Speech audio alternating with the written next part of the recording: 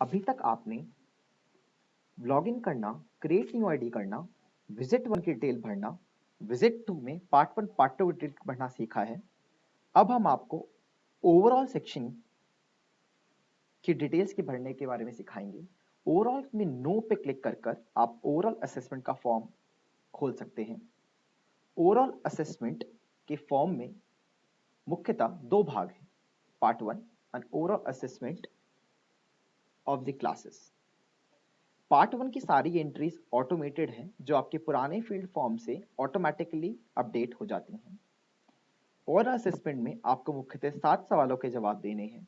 पहला सवाल, कितनी क्लासेस में पहले घंटे में एलईपी हो रहा था। दूसरा सवाल, कितने छात्र एलईपी के कार्यक्रम में इन्वॉल्व थे। तीसरा सवाल, क्या हेड टीचर कार्यक्रम को लेकर मोटिवेटेड थे। चौथा सवाल, क्या टीचर्स कार्यक्रम को लेकर मोटिवेटेड थे। पांचवा सवाल, क्या आप पीयर सर्कल मीटिंग्स का ऑर्गेनाइज कर रहे हैं। छठा सवाल, क्या आप डाइट इंचार्ज से मंथली मिल रहे हैं। और आखिरी सवाल, क्या आप ब्लॉक इंचार्ज से मंथली मिल रहे हैं। आप इन सभी सवालों के जवाब ड्रॉप डाउन मेन्यू के माध्यम से रिकॉर्ड कर सकते हैं। जैसा कि आप देख सकते हैं, फॉर्म में पहले दो सवालों के लिए दो कॉलम्स एक्स्ट्रा अवेलेबल है।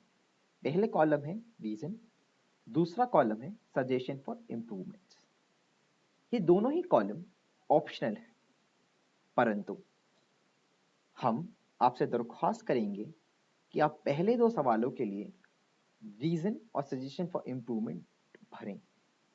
ये हमारा आपसे सीधा जुड़ने का एक माध्यम है। इस तरीके से आप हमें फीडबैक दे सकते हैं कि एलईपी रिलेटेड क्या समस्याएं फील्ड में आ रही हैं, या एलईपी रिलेटेड कोई चीज़ अच्छी हो रही है तो उसे कैसे हम हर जगह इम्प्लीमेंट कर सकते हैं।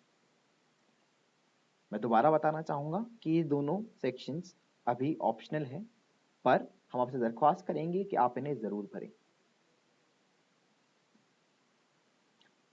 ये सारी एंट्रीज भरने के बाद आप सेव पर क्लिक कर सकते हैं और सेव पर क्लिक कर आप डेटा को सेव कर सकते हैं। अब आप पूरा फॉर्म भर चुके हैं।